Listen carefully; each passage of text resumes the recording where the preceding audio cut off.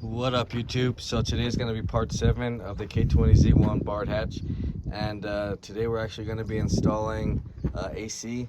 All the parts have came in from hybrid racing and other stuff that we needed. I'll actually show you guys what we're going to go install in a little bit, but we also got the reservoir we're going to be installing. I got the stock one we're going to put back on here. And then we just need to clean up the bay a little bit and just go over everything before we get rid of the car, make sure everything's good. We also got to install back the fan and inside condenser.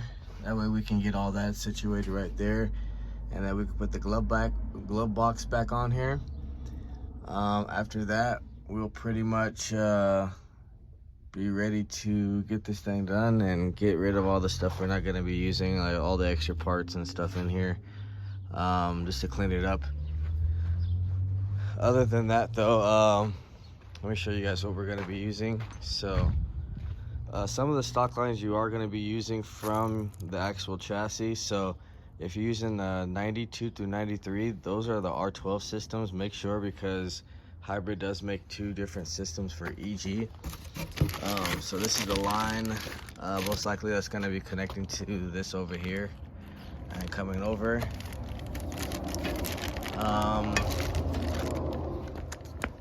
We have the condenser kit for the brackets, and then this is going to be going from the, I believe, the pump to the high pressure, and then this is the other pump to, I think, condenser. And then this line is from the, I think, maybe high pressure to stock feed line. Like I said, we'll figure it all out and I'll show you guys in a minute, but that's all the parts they give you from hybrid with the relay.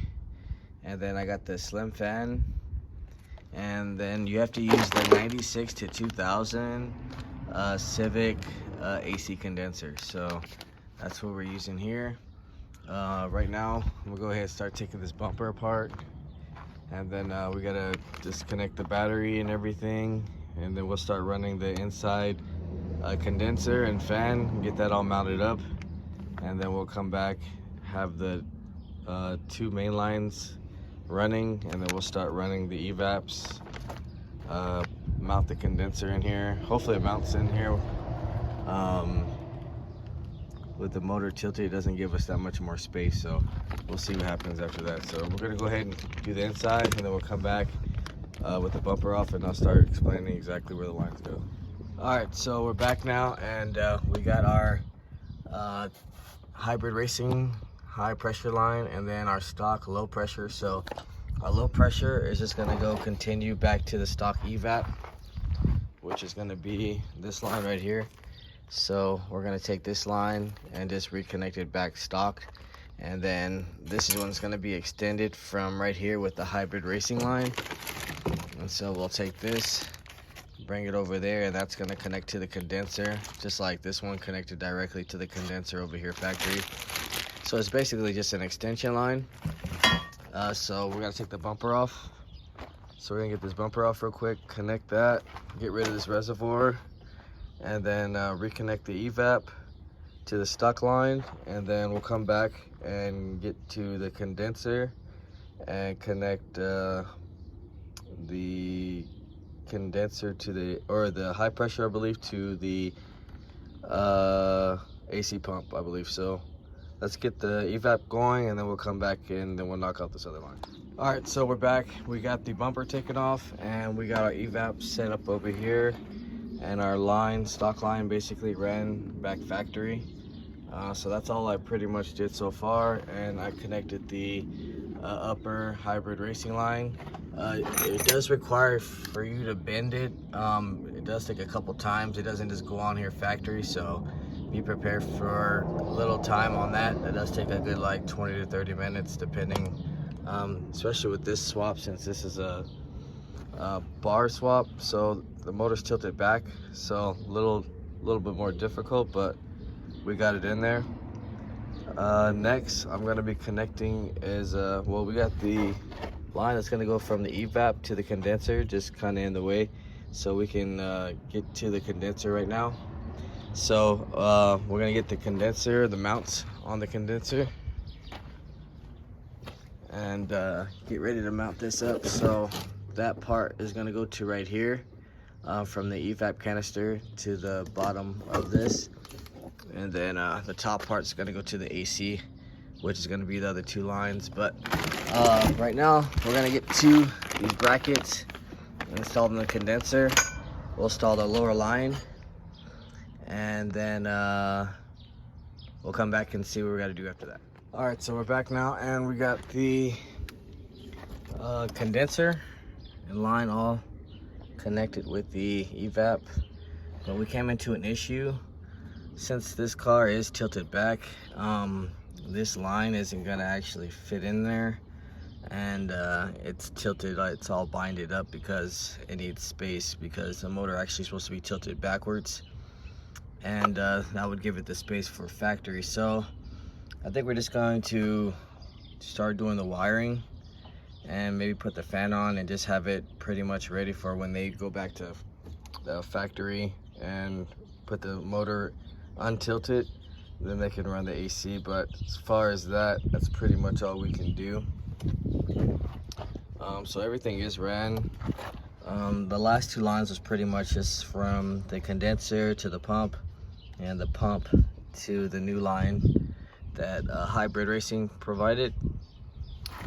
So yeah, that's pretty much it for that. So what we're gonna have to do now is get to this wiring. It just plugs right in to the factory, so we're gonna have to extend this for the fan, and then also the pressure switch. I think they sent me the wrong line, so we're gonna actually have to get a pressure switch as well, which goes right here. I'll show you.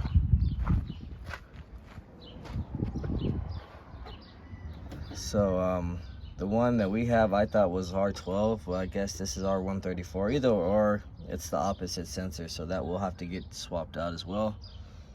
And yeah, all that'll pretty much be done after the bar. So right now we're gonna finish pretty much tighten up what we can. We'll block those back off and get the bumper back on here, and then we're gonna run our wiring. So we also have to swap the plug, AC plug. This AC plug, it doesn't actually bolt up, so we need to swap that, and then we need to run the fan over here. So we'll put the slim fan on here real quick, run that, and then get everything pretty much situated. We'll run our new reservoir. We gotta put the bracket on here, and then we gotta clean everything up. After that, we're pretty much set, I believe. And then we have to do the glove box. So we'll come back, finish off with the glove box, clean it all up in here, and that'll pretty much be it for this video. Oh, we still gotta do the wiring for the relay. So let me get the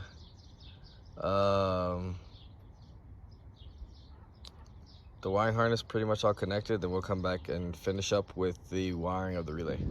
All right, so we're back now, and pretty much just put the bracket on here, got the other line on here, and sealed the pump and the other side of the line for now until this car is finished up. Other than that, I extended the line for the AC and got the right plug on there. Since it's different, I pretty much ran the extension for the fan, so I'll show you that real quick. So once this gets installed, this will be pretty much long enough to go to the reach to the other side. And then the last thing is pretty much just like the relay on here, so I'll show you guys real quick. So they give you a relay. Two of the wires go to one's A8 or A15, which is a black red wire right there that I cut. You can't really see. Let's see right here. So A15, it does go from 1, 2 down, 3 down, 4. It doesn't go across 15. So we got that one, and then there's a B5, I believe, which is this blue with red line. Other than that, you connect those, you ground one, and you send a power signal for another, and that's pretty much it as far as that. Yeah, so that's pretty much it as far as wiring up the AC. That's pretty much it for this car. It's pretty much ready to go. I'm gonna clean it up and make sure everything's good, make sure everything's running perfect, which it is. If you guys seen the last video, pretty much passed the bar inspection. So at least my standards of bar inspection still has to go through the dealership, and then the dealership sends you to the state rental. They'll give you a sticker. Pretty much if you make it past the dealership, you're good. I am pretty much pretty stern on getting this to pass, so if it doesn't pass me, it probably won't pass the dealership. It probably won't pass bar. So if you haven't, like, share, subscribe, comment, let me know what you guys think, and I'll see you guys in the next video.